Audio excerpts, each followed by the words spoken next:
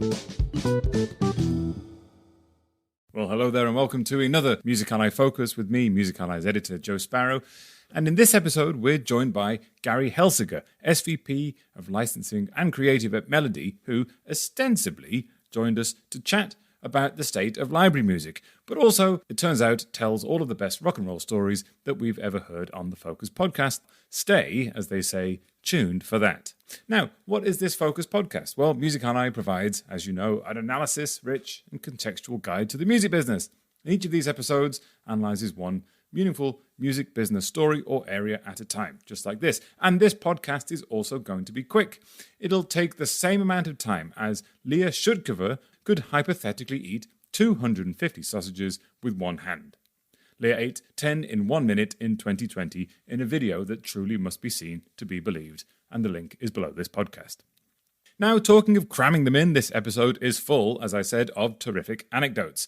And sometimes you plan to do one thing and end up doing something quite different, which turns out to be even better.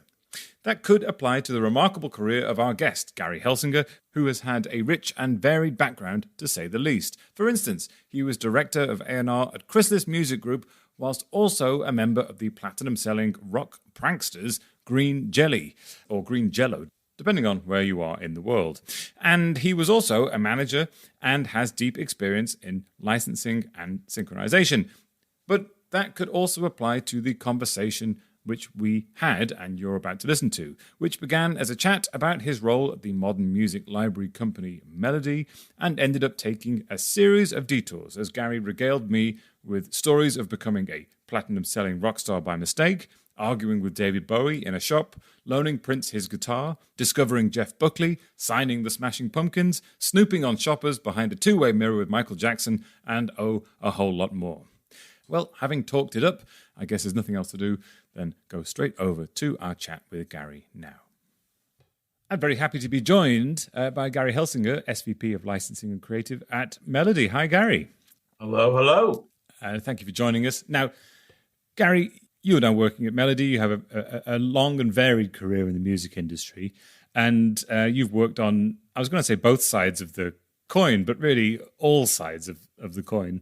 As artist, or like every side of the cube. It's yes, sort of more of a cube than a like coin.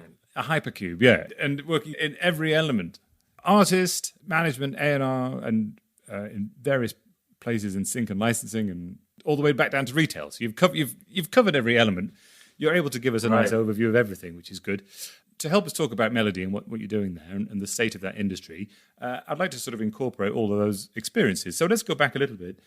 Back in the late 80s and early 90s, you were in the platinum-selling band Green Jellÿ, or, as we would say in the UK when you were Green Jellÿ, we pronounced it pretty much as it was spelled, post-lawsuit, or threat of lawsuit. Well, we were Green Jellÿ for 15 years before lawsuits were presented, and we gladly bent over and took it and changed the letter. So, yeah.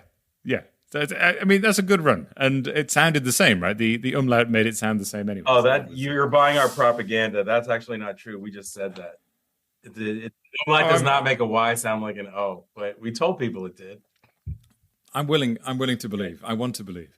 But you were also at the same time working on the industry side. Correct. In a sense, you were doing a lot of A&R and management. You'd previously worked in retail as well. And then in the sort of after that, in the second half of your career, you worked a lot in sync and licensing and library music, and we'll talk about that in a minute. But that's your background. Then you've had that varied career. What drew you to Melodie now, and what are they doing as a business that sort of appeals to you in the current environment? Well, it's been an evolution, and it parallels the evolution of what's going on in the music business, because as when we were small, when we were growing up, the business was selling music containers. That was our entire business for the most part. The movement, the promotion, the selling of containers. And as that has evaporated, we have moved more towards obviously a streaming world, and today promotion is where your songs are placed more than promoting selling containers. So I began in A&R, and then I switched over to the film and TV department, and I've been working in music libraries for about 13 years right now. And it's exciting because you can go pretty much anywhere. You can deal with film and TV and advertising. I still work with artists, composers, producers, and the place I came from, the music library I used to work for, was established, and it kind of got a little stale. It got a little, the music was stuck in a rut, and we kind of became known at that place for having inexpensive music. The difference with Melodie is it's brand new music. It's fresh. It's all curated. There's, the saying, it's all killer. It's all killer, no filler. And we have an amazing search engine that is very forward thinking. We have an AI that has reverse audio tools, and we have super robust, fast, intuitive search. So we give all the tools to our clients. We service our artists and producers and composers, and it's a really exciting time. And for me, one of the greatest things is I'm introducing this music to the United States. So this music hasn't been heard in the United States before me. They've had a lot of success in Australia, where they were founded. Right out of the gate, huge success in television. And now I'm bringing that success to this country. So it's really fun to build something from the ground up. And you were talking there about the tools and the facilities the platform provides to the sort of the end users of the music. But obviously you were a successful musician. For the listeners at home, I can see a platinum record on the wall behind Gary. Right. That one was recorded in my house, actually. Oh, was it really? Yeah, I was in the band, as we said, I was in the band Green Jellÿ, which we became Green Jellÿ. And part of my band became the band Tool. And the singer of Tool, Maynard, was my roommate. And then he had another roommate we brought in, and his name was Billy Howardell. And he made a record called A Perfect Circle with Maynard, which he recorded on his computer in the closet behind the garage. And that's the record that's behind me on the wall, that first A Perfect Circle record. Fantastic. And that record is still a landmark record even today. It's one that people refer to all the time. Yeah, that's an amazing record. Tying together the music business and my band career, it's actually because of my music business that all these bands existed, because I signed myself. That's how we got a deal. Nobody offered Green Jellÿ a record deal. Can you talk us through that? Okay, so how do you sign yourself, and who signs the check and signs? I really stuck it to myself in the negotiation. It was tough, but I got through it. The history of the band, if I can do it very quickly, is it started in Buffalo, New York, by a bunch of kids who couldn't play instruments, who wanted to get into bars. So if you get in a band, you can get into a bar underage. You can get your friends in. And they played, and they were terrible, and people would scream, "You suck." So they made up stage antics and costumes and props to detract from the suckiness of the music. And people still said they sucked. So they said, you know what? We're never going to be the best band. Our singer was tone deaf. We're never going to be the best band. So we could try to be the worst band. And that was the conceit of the band. We're the world's worst band. And it broke up. It ended up moving to Los Angeles. We all worked at Tower Records on Sunset Boulevard, and the band reformed, and that's when I joined. And it was just to have fun. It was just to get into clubs in Hollywood, meet girls, just have a good time, make each other laugh. Oh, and get free beer, get free drinks when you're in the band. Yeah. And we outnumbered the audience probably for the first year. There was 20 people on stage. We always outnumbered the audience. Anyway, eventually a bunch of people started coming, and we became famous in Hollywood, and we would tour up and down the coast, and we would do, our songs were really about props and costumes. It wasn't about songs. It was about, can you make the people laugh? And sometimes they would be miserable failures, and we would do it one time, and people would get used to that. So we have to go see them because they're going to do something we'll never see again. Anyway, the main person of the band wanted to start a video production company, and he was kind of tired of doing the band. And during this time, I had moved from working at Tower Records to working at Chrysalis Music Publishing. And I said, I can get us a deal. We could get a small deal, get equipment, make a record that nobody wants to buy. We'll get dropped, and we'll have the gear, and we'll have a production company. And that's how Green Jellÿ came to be. I wrote the record deal. I wrote the publishing deal. So in that sense, was your plan a success or a failure? Because then Green Jellÿ then went on to sell loads of records. It was a failure. It was a fantastic failure that I got on a roller coaster for 10 years and wrote it out. Right. Yeah. I mean, we never thought we'd have a hit song. I mean, we thought we would maybe sell a couple of records in Japan, maybe. So anyway, we made the record as a video album. The whole album is a video. And we produced every bit of it, mostly because we didn't have any money and nobody wanted to help us. So we did all the audio and 13 videos to go with every song completely ourselves for $50,000. All of it. Right. And we did it through a series of weird mistakes. It became an international #1 song. It was the #1 song on MTV for 3 months. Back when MTV showed videos, of course. You sort of try to downplay the musician side a bit there, but clearly you have a lot of experience there of being a successful musician. Yeah. I'm not sure if I call myself a musician I think I call myself more as a puppet. A puppet. Yeah. Puppet. Okay. Maybe we can settle on muse in the middle of all that. Yeah. But obviously you have an ear for signing hits because you signed yourself and then became a hit. Going back to Melodie, when we think about Melodie was something that Green Jellÿ didn't have any of, by the way. No Melodie. But I mean, when you think about the needs of musicians today, right? That idea of being able to hustle a $50,000 record deal in order to try and do something else to do this is perhaps a different world now, right? And musicians are multifaceted. They're looking at putting together, I hate to use the phrase portfolio career, but they're looking at doing maybe creating library music over here, becoming a performing artist over here, and maybe co-writing as a songwriter over here. What are the needs of those kind of artists now when it comes to getting the right kind of library music and then getting that into a system that helps provide it to people well? Well, I think, the business used to be more of do everything you can do to get a record deal and then get a hit song. And now the career is more build your own following, be your own brand, bring value to yourself, and find partners that will do that for you, with you. So that's an avenue that I think everybody realizes that's still open to them, that they can create music in their house. They could pitch music to film and TV with a partner like Melodie and get their music heard and then make money as they do it.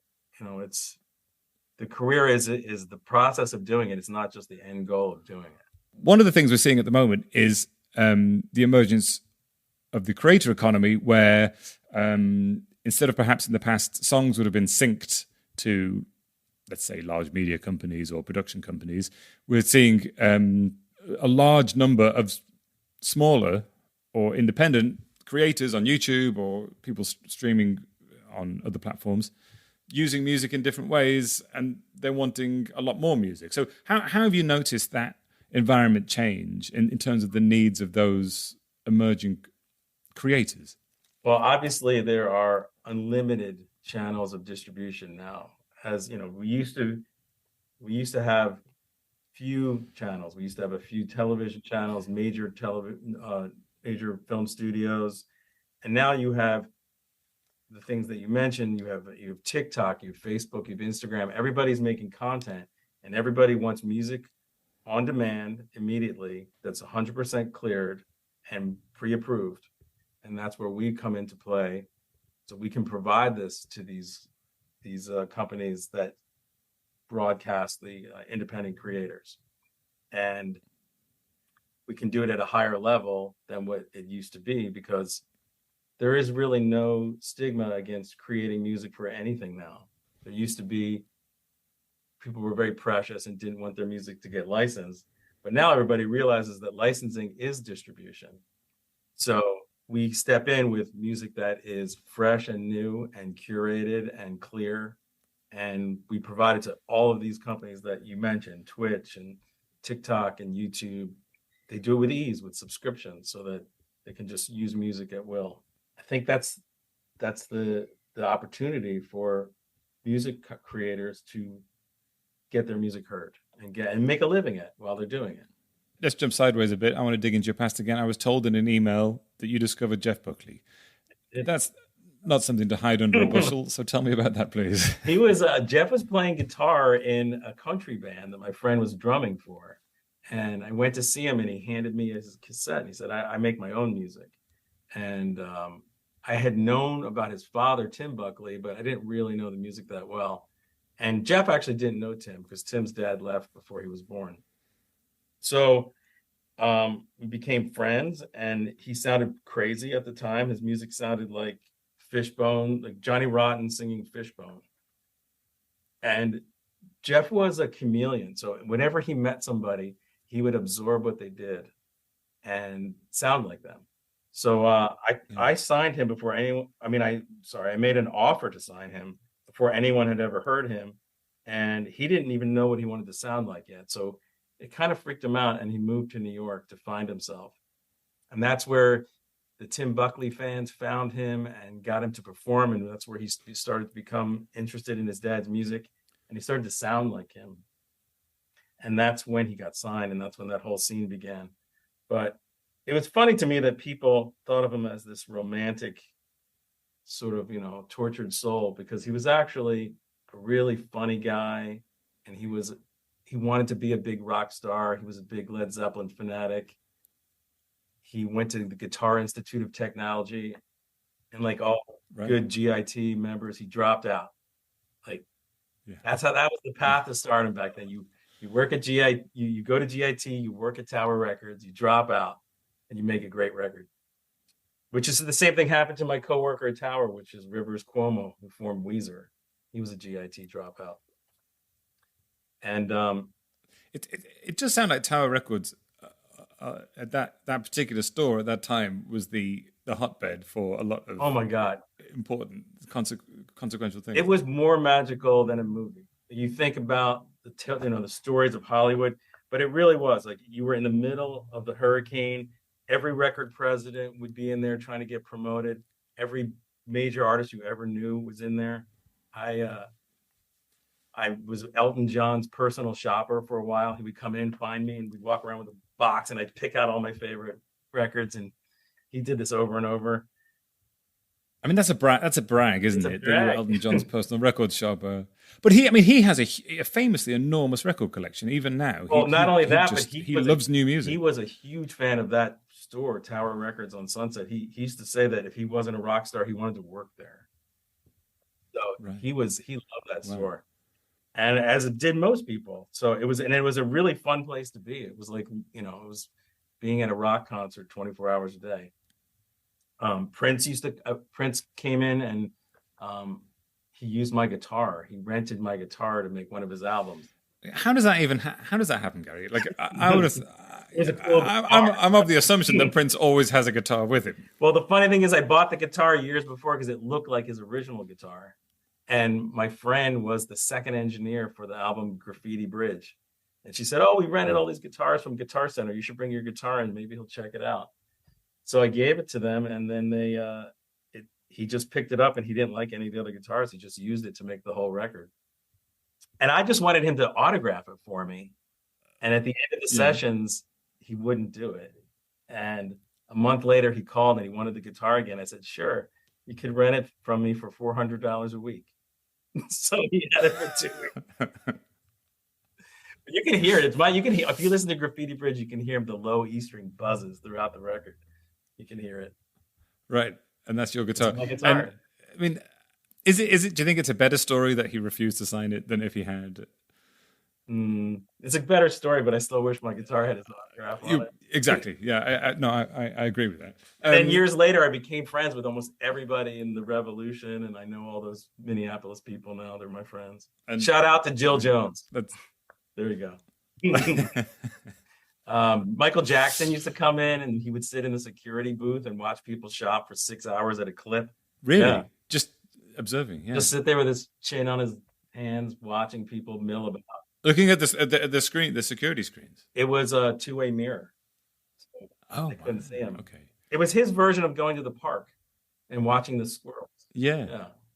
Because he couldn't see people mill about in his normal life. People would freak out if they would see him. That's yeah. I got into a fight with David Bowie one time because he wanted a discount because he was David Bowie. He did not want a discount. He did. That's it. He had like That's 2 CDs. He goes, I want a discount. I go, do you have an account? And he said, no. And I said, well, why do you get a discount? He goes, well, I'm David Bowie. Now, looking back at it, I think that was enough reason, to be honest with you. But I would have buckled under that pressure immediately. I did buckle. Oh, of course, I gave it to him. So, can you remember what records they were that you wanted a discount on? No, that would be good. Yeah. One time I suggested a record to Ringo Starr and he screamed at me, but he's actually teasing me. But I said, you should buy the new Midnight Oil album. And he lunged at me and he stuck his Ringo nose to my nose and he goes, you should buy the new Midnight Oil album. And I was like, wow, I got touched by a Ringo nose. You got Ringo'd, yeah. Yeah. And he was with Harry Nilsson too, which was really cool. I can't believe we've only got half an hour to talk here. We could keep going for a while. Though that's the spoonful of sugar. I want to ask you one more question about Melodie, and then you can yes, let's talk about fill Melodie. our time. No, I don't. I know what the listeners are hankering after. Yeah. Here's the thing, and it goes back to being creative again, but also that concept of the ways of making money and surviving now as an emerging artist. There's a lot of conversation on both sides of the Atlantic and all around the world, actually, from artists talking about their income streams and if they're getting value for money. And is this as exciting a time for young musicians to be emerging artists compared to those nascent years of your career? I mean, honestly, I think there's an element that's not there anymore. There's a sort of winning the lottery element that doesn't really exist the same way. But on the other hand, there's opportunity to do things on your own, and that didn't exist when I started. You had to appeal to somebody else. You had to appeal to a corporation that would sponsor you. And if you didn't get that, you had no way of entering into the business. Now, anybody in their house or studio can create, can distribute, can promote, and you can do anything. Every opportunity is right there at the tip of your keyboard. So that in that way, it's exciting because you can go from zero to hero on your own. In this business that I do at Melodie, the goal is to increase the value of what you do. So you want to get known, you want to get higher fees up front, and then you're planting little apple seeds wherever you go. You're Johnny Appleseed, and these little projects that you do accumulate, and eventually you have what they call mailbox money, and your music is working for you, and all these trees grow from your little apple seeds. But yeah, I mean, you can do television, film, advertising, social media. It's unlimited. And it's not a million miles away from what you were attempting with Green Jellÿ, was it? That if we can get this amount of money, we can launch this because it will support us in the long term to do more stuff that is with the ambition of going and performing more shows and getting your 20 friends on stage and having a great time. So there's a parallel there, right? Right. Well, what we were just amusing ourselves. We didn't have a business goal, but it turned out to be the goal. So what we did for fun to create visual content, to create music content, ended up becoming popular music. And along the way, we learned how to film and edit and create products and market and design. And it was pretty amazing how it dovetailed with what was going on in the music business, where people created their own labels and their own distribution.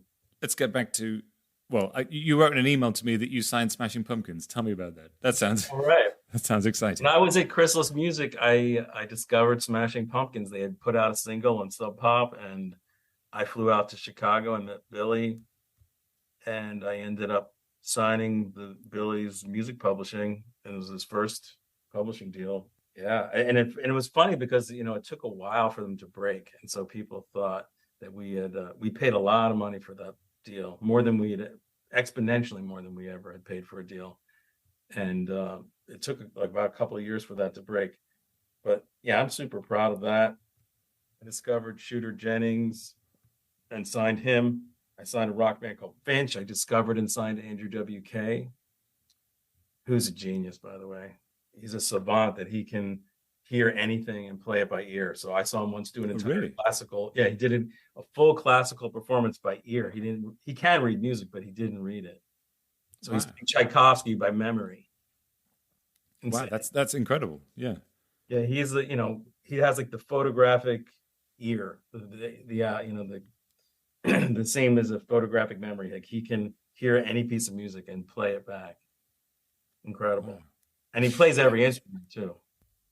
Okay, and just to jump in here, if you're finding this useful and you'd like more of this in-depth news and trusted analysis waiting for you in your inbox every morning, as well as access to all of our industry-leading reports, head on over to musically.com/subscribe. And you, yes, you may be eligible for a free Music Ally subscription via our corporate and sponsored subscriptions. So if you work for a DSP, a major label, an indie label, or if you're an artist manager, an employee of a CMO or a publisher, you can check to see if it's available for you. It's musically.com/subscription-options. There's a link below the podcast to check out as well. Okay, let's go back to the interview. You're talking there about signing an artist like Billy Corgan and Smashing Pumpkins. It's easy for me to look back and go, well, yeah, of course you did, because he's highly talented and it's the Smashing Pumpkins. But when you're talking about making big sort of decisions there that are, like you say, paying a lot of money for something and you're hoping that it works, do you only go on feeling, or is there something else there that you kind of think, no, I can see where this is going? No, you go on. There's a lot of factors. People, if you don't have fans in the beginning, then something's not working. So these bands that I saw, they had a fan base, and when I tried to sign Green Day before they were signed to Warner Brothers, and I went into a theater, and there they had 2,000 people pogoing all the way from the stage to the front door of the building. And so I knew, that even if you didn't love the music, you know that everybody does love the music. I saw Nirvana playing a coffee house. My friend was their manager, and I think the idea that I missed out on the publishing deal of Nirvana, I tried to sign them, but my boss didn't like their manager. And so he kind of pushed it off until the album was done, and then it was too late. And it has always killed me that I didn't get to do that publishing deal. So I tried to get the next one. I was always like, okay, I'm not going to let the next superstar slip through my fingers. A lot of them slipped through my fingers. I mean, I tried to sign Katy Perry for probably 3 years before she did a publishing deal. I was at lunch with her when she got her record offer. I took her to lunch and she got a text that she had her record offer. And she wanted a different one. And I said, no, you want to go with this guy, Jason Flom. This is the guy you want to sign with. And she did. I'm going to take credit for her whole career. I did. Sure, no, I think you should do. I think that's fair enough. And yet she still didn't sign with you for the publishing deal. I mean, talk about gratitude. Hey, that's right. Well, let me ask one question then about Nirvana. That's something that you can muse over for the rest of your days about not quite signing them. But you did see them in a coffee house. Now, what is a Nirvana gig in a coffee house like? Oh my God! Well, I think pretty much everybody who heard them knew that you never heard this kind of music before. So it did sort of feel like, oh wow, I'm seeing the Beatles in the cavern. Like this is the moment. Really? I'm seeing them right before. I'm seeing the Doors at the Whiskey. That's how it felt. And that was the same thing. I saw that a bunch of times. I mean, I felt that way with Tool. I felt that way with Jane's Addiction. I ended up being in the Jane's Addiction video. If you look a minute into the Mountain Song video, you'll see my sideburn face show up. I'll put a link to that below the podcast. Hang on. A few times I've had it many times where you find somebody that you just know. Like that's what the thing with Jeff Buckley. He didn't know what he was going to sound like, and I said, I don't care what you sound like. I know that you are an amazing singer, amazing guitar player, and you're going to make it. But he was just a careless guy. He was such a free spirit, wild guy that he didn't realize that life is so fragile. Yeah. So that's why he died. He was just excited and happy and splashing around in the Mississippi. And when I used to ride him around on my motorcycle, he wouldn't hold on. I'm like, I don't care if you fall off, but you're going to kill me. You need to hold on. Yeah. To be one, my friend. That's very basic good advice for riding a motorbike, isn't it? Yes. Just hold on. Yeah. Hold on. Don't take us down. One time I took him to see Elvis Costello in concert, and he had a harmonica and he was playing the harmonica on the back of the motorcycle as we drove to the show. And he's playing it. I'm like, this is dangerous. We get there. He keeps playing it. There's an intermission. He's playing it. I said, this is annoying. How long have you been playing harmonica? And he goes, 10 hours. I go, not today, jerk. Like, how long? When did you learn? And he goes, 10 hours ago. Yeah, right. The guy was a genius. Just play anything. That was the day he chose he chose to start learning playing it on the back of a motorcycle. Yeah. That's sure. I mean, luckily it wasn't sitar, or we never would have made it. Listen, Gary, I hasten to finish this interview because I think we could go on talking for a long time. So I think I may schedule a round 2 of this for another time. Bonus material. Yes, right. Yeah, for the DVD release of this. So look, Gary Helsinger, it's been a real privilege. I've really enjoyed talking to you, and to be continued. Thank you very much. Right. Thank you. And there we go. So if you found that useful, please share this podcast on with someone else who you think will also get something out of it. And if you'd like to email me and give me your thoughts, it's joe@musically.com. That's joe@musically.com. Don't forget, we have a free weekly email called The Knowledge, which rounds up a bit of this and a bit of that, of the best analysis, news, marketing, insight, and skills from Music Ally. There's a link below the podcast, so sign up and impress your boss. And don't forget as well, you can check out to see if you are eligible for a free Music Ally subscription. That link is also beneath the podcast. So that's it from me, Joe Sparrow. Until next time, farewell.